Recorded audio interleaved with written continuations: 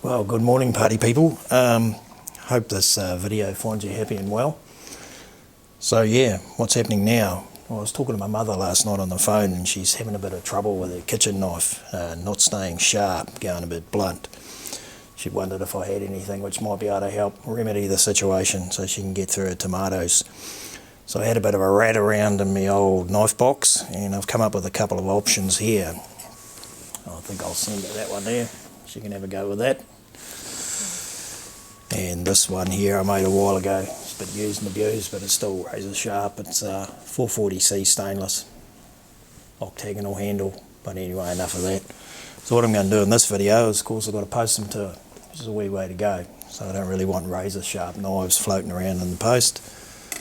So what I'm going to do for a bit of protection, and that's what the subject of this video is going to be about, I'm going to make a PVC sheath for it, just like this, from the old fish filleter. And yeah, PVC, poor man's Kydex, I guess. But all I need to do is protect the blade and get it up there in one piece. So I was doing a bit of a dumpster dive the other day and found this here black PVC. Someone chucked away, so we're going to recycle it and make a couple of sheaths for this. And I'll do my best to cover it as best as I can. So yeah, let's go.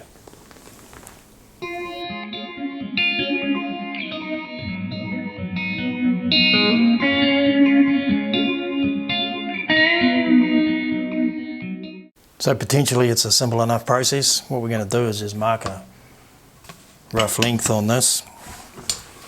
Get that in there.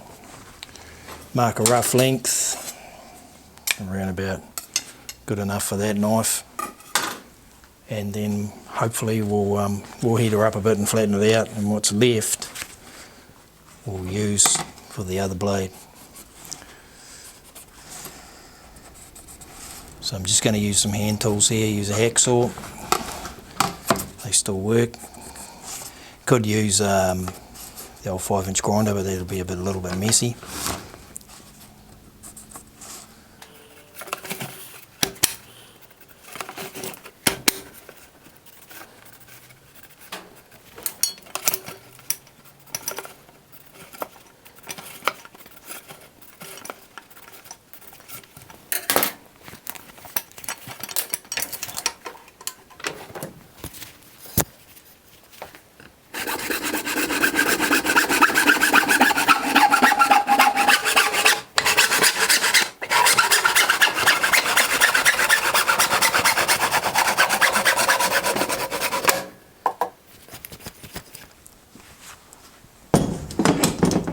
If you're ever working in plastics and PVC and stuff like that, it's a good idea to get one of those, little sheet metal deburrer.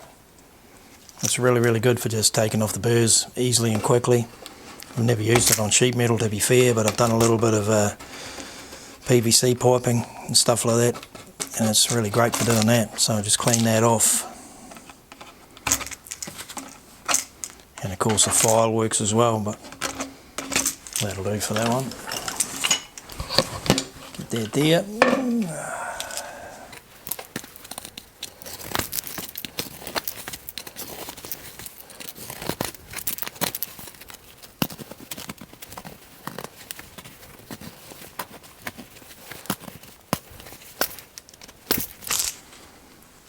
Good enough. So there we have it, cut it to length. What I should have done, which I didn't, is just make sure it fits in the benchtop oven. There's various ways of doing this. What I'm attempting to do is just give it a bit of a warm up. It'll make it soft and pliable, and then I can cut it. I could cut it with a craft knife then, but what I'm going to do is cut it with the scissors. Like I say, I'm using a benchtop oven. You can do it with a heat gun if you wanted to. So I'm going to heat it up. I'm going to cut it in half and try and get it a bit flat. That's what we're up to now. What I don't want to do is melt it. So referring to my little paper here of many words, according to Dr. Google, 160 to 190 degrees C, 320 to 374 degrees Fahrenheit. So I'm going to aim for about 185. What I really don't want to happen is it to melt between those things and hit the element and catch fire. I've set fire to two of these things in the kitchen, hence the reason I don't have one in the kitchen anymore. So what I'm going to do, I usually put it in the oven there. You can handle it without gloves, but I don't. I put it in the oven and you'll watch it. When it gets hot enough, it'll start to droop, and then I can do that. I'll cut it down there and through there, get a seam, and I'll sandwich it. I haven't really got an abundance of flat, heavy material, so I'll use these foot plates off my 2x72 grinders, which haven't been made yet, and we'll try that. Don't have to get it 100%, but as good as we can get it will be good. So just let that oven heat up.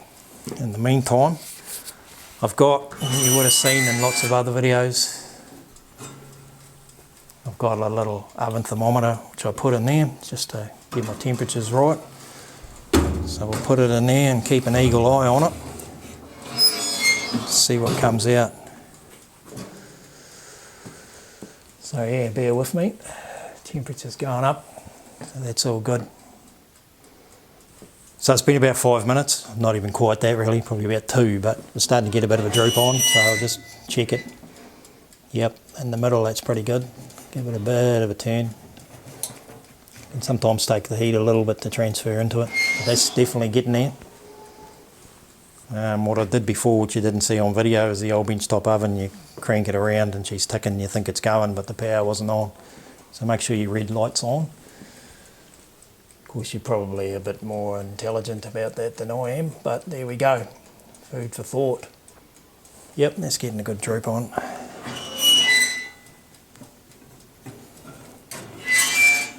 So if you've never done it before, you can see it's nice and pliable now. Give that a fraction more.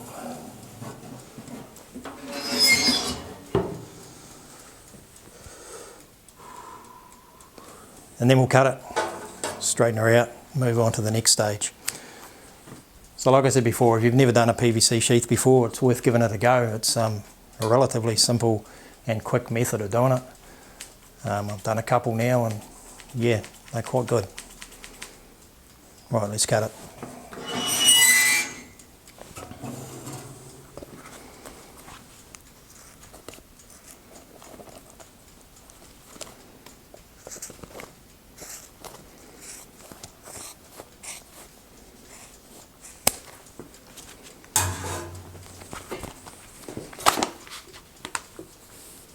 What is that mark?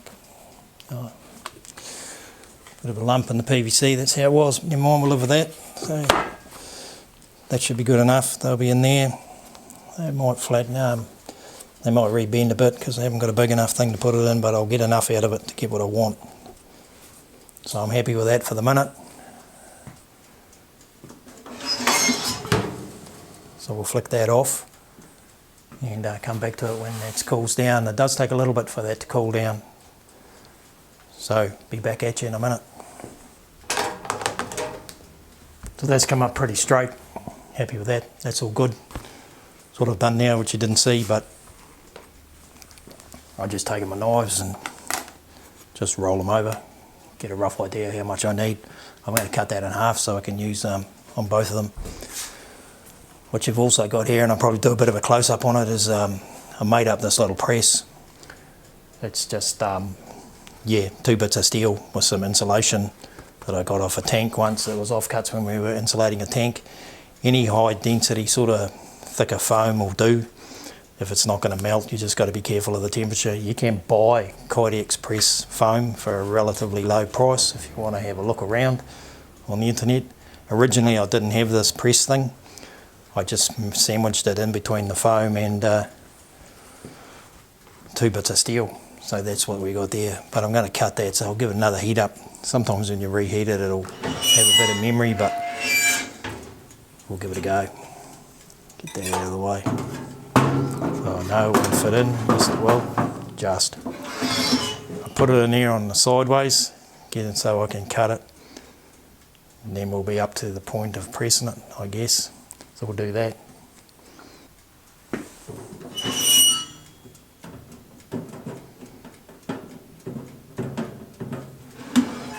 One point to note, I'll say 185 degrees C. I'm not really going to get it up to that. I just keep checking it and checking it and checking it. 185 degrees C is probably the melting point, and like I said, I don't want to melt it. So it just gives you ballpark figures to work to. I think you know what I mean.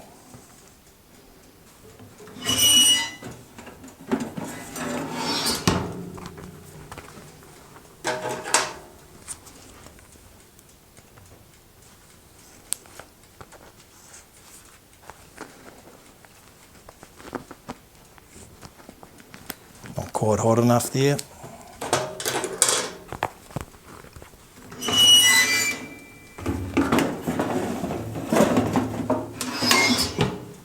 We'll get there.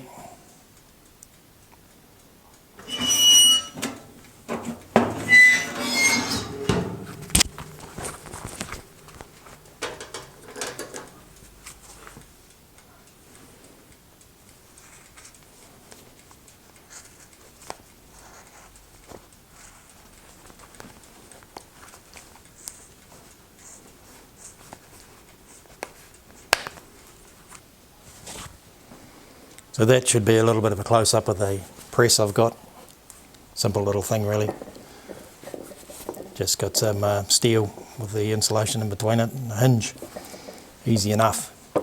You'll see what I'm talking about in a minute. So I've got that back in the little bit of an oven. I'll get it as soft as I can without melting.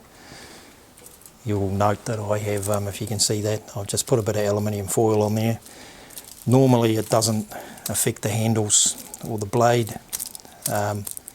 But I just want to make sure because those are finished.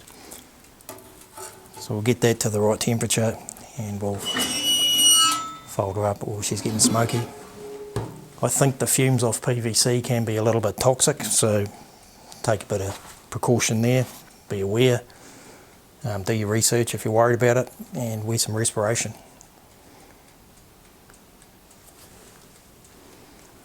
I'm getting there, is it still working? Yes it is. Well, we're nearly there, we're nearly there. There we go. So that's long enough, it's been in there good enough, he's supple enough, so I'll just quickly paste that down there, get the knife positioned sort of where I want it, sort of halfway, fold that over as best as I can like that. You're going to have a trouble in the end, get it there. Oh, it's quite springy stuff. Pull that tight in there as I can, put that down. Get a C-clamp, I think it was that. Crank that down and hope for the best.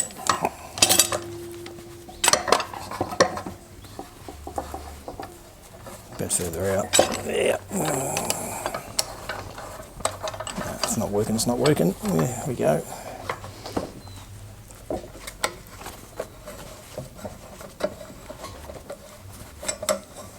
So I'll crank that down as tight as I can and leave it. With that insulation, that will take a while for the heat to come out. It's looking not too bad. Hopefully it all works. Good stuff. So we'll let that cool down and then do the next one. Rightio, that's been about 3 or 4 minutes, so we'll give it a go and see how good it is. Of course, if it's no good, you'll never know because I'll do another one and you won't see it, but here we go.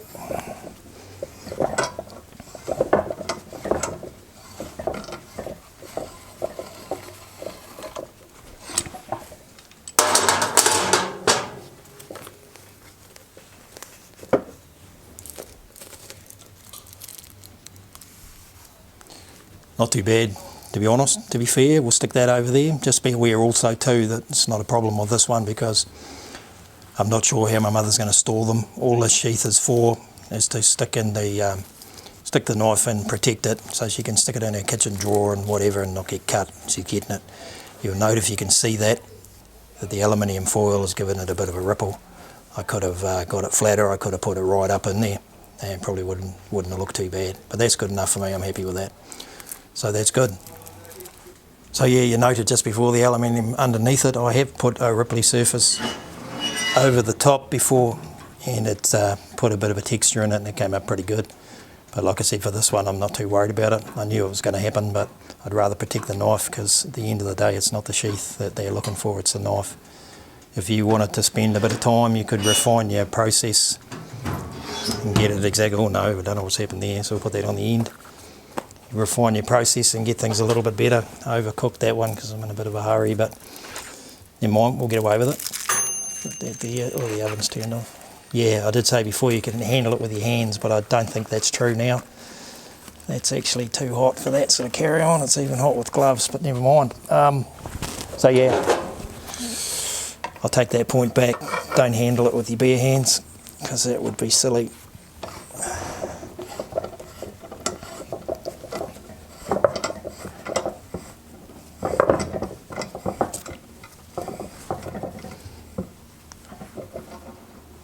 Nice. So yeah, you might have seen some bubbles on the PVC there. So yeah, everything in engineering, or most things really, is you know what you're doing. You can try and cut corners. They normally become long cuts, and that doesn't really work. Take your time and yeah, do what you know. Don't rush it like I just did then. But hopefully we can get enough out of this.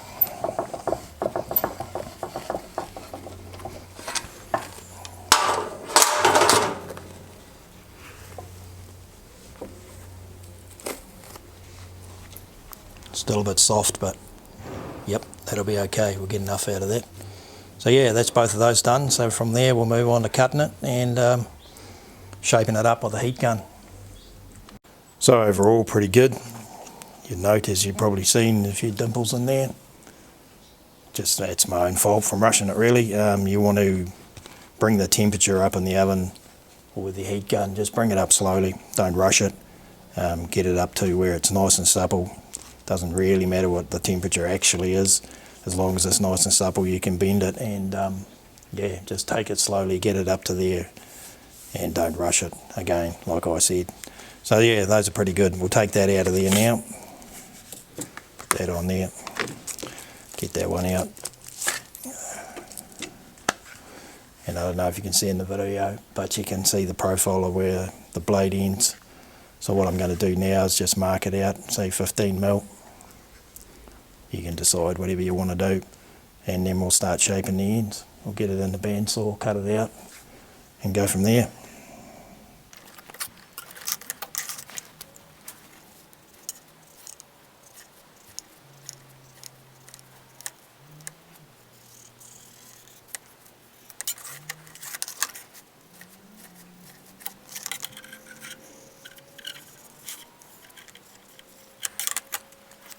So how much you leave hanging out the end will pretty much determine how you're going to join it together. You don't want to hit the blade. If you're going to put rivets in there, and there's various options, you can put pop rivets in it, or you can put other rivets in it, whatever you want.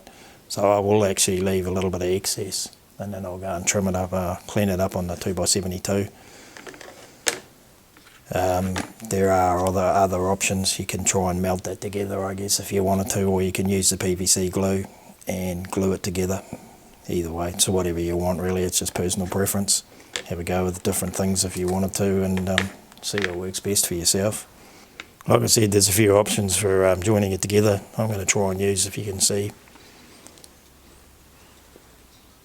these little rivets here. Probably a little bit short.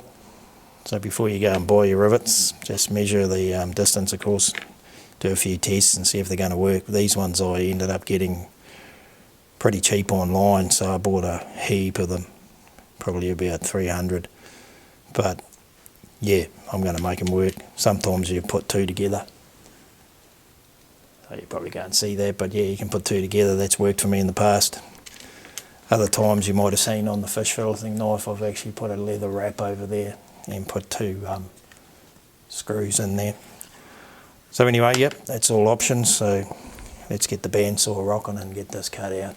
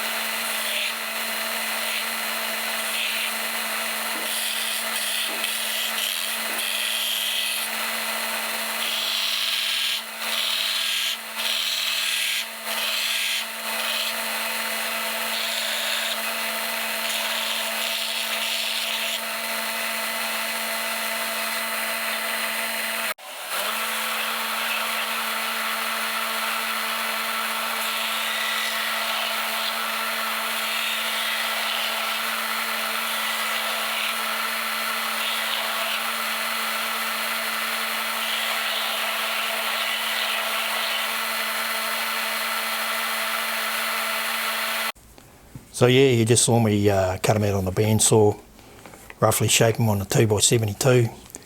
You don't need a 2x72, you can do it with hand tools naturally. Yeah, just speeds things up a little bit, so that's all good. I got the old porter band there you would have seen with a foot pedal on it, which I made up, so that's all good. What you do need to be a little careful of, take a bit of care, it's a bit hard to get the stuff out, get a lot of dust and stuff in there which will tend to scratch the knife over time. So this would have to be the most time consuming part of the process, because what I'm needing to do is just clean up all the inside there so the knife will snap in, as it were. These ones here are never going to be worn on a belt, so it's not as crucial, but I just take your time, and from here, like, I'll move on. I'll do it all with files now, sandpaper and this little deburrer. Just take enough off so it slips in, sort of clips in. You've probably seen other videos of people making Kydex sheaths. I've never worked with Kydex, but there you go. I thought I'd refine my process on the PVC originally. Just haven't got around to getting any Kydex. I'd imagine it's similar to work with, but I don't know. So I need that. It's going to hold it on that little edge. It's just going to clip in. So it's a bit of mucking around now and a bit of tweaking. There we go. That's not too bad yet. And I'll just keep working away on it. The other thing I will do is give it a bit of a heat gun on this edge here, and I'll just hold it up with my thumb, and that'll just make it easier to release when the knife goes in like that. Just a little thumb thing there to push. So yeah, that's what we're up to now. So I'll keep tweaking away at that and get back to you when I've got it a bit better off. So I've been tweaking around on that one for the better part of 5 minutes, 10 minutes probably. Got a bit of a clamp on there. So the blade will go in and clip in and won't come out. That's all good. So it's just resting on it. So now all I've got to do, heat gun that, bend it up a little bit for the thumb thing like I said, put the rivets in, and it's job done, ready to go. Just going to give that a heat with the old heat gun. Hopefully you can see it in the video. Probably want your gloves to be a little cleaner than mine are now. You've got to be this stage a little careful with your finish depending how you want it. So here goes.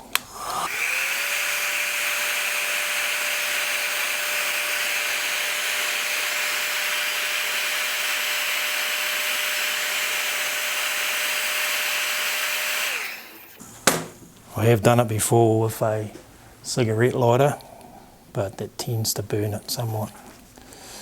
Just push that up. It just gives it a bit of a ridge. It's good. So we'll put that back in there. Nice. Hold it where we want it. And let that dry. Let that harden.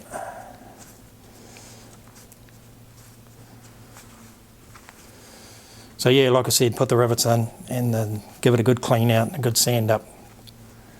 And that's good. So there, now you can see. So they've had a little bit of a sand up now and drilled the holes and a bit of a clean up. Got the crap and corruption. There we go. One thing I wouldn't say, when you drill the holes, I've had it before where I didn't.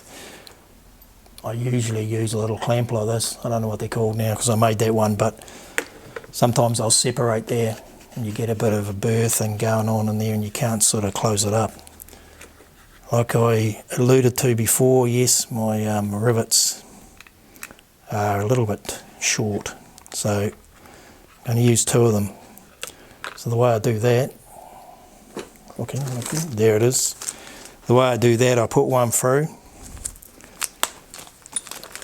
take the little rivet set, grab a handle, not a handle, that's a hammer. So grab a hammer, I'll take the little rivet set and I'll just put that there and just flare that end ever so slightly out. Because what that will do then, just a wee bit, just gives enough room for the other rivet to fit in. So I'll push 2 of them together, bang them down. It works, probably not ideal practice, but tends to work for me. So there we go, we got another one and that'll just start to fit in there. So gently hammer it down because they are quite thin.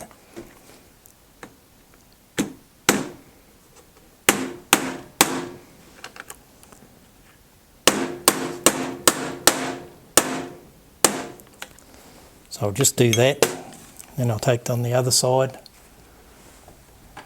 get an old worn out tapered centre punch, and just flare that together so I can get away with rivets that are too short, as you can see. So yeah, that's about it. We got both of them done. Yeah, so I'll get these riveted up, do a little outro, and pretty much the end of the job.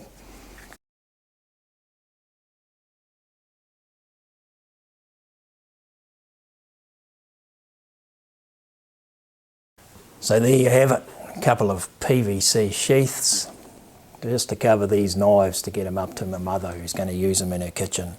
This one's not really a kitchen knife, but goes in there quite well. And now she can stick it in a kitchen drawer or whatever she wants to do, and it'll be safe.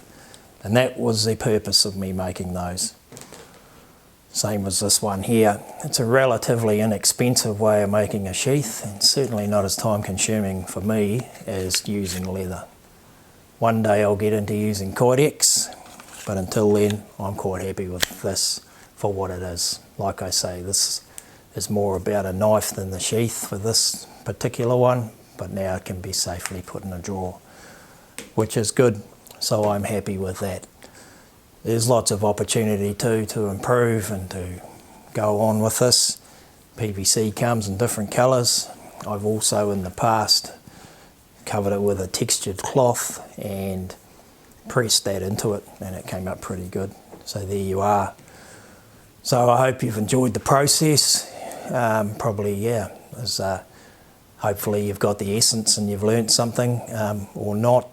Yeah, so that's about all I've got to say about that.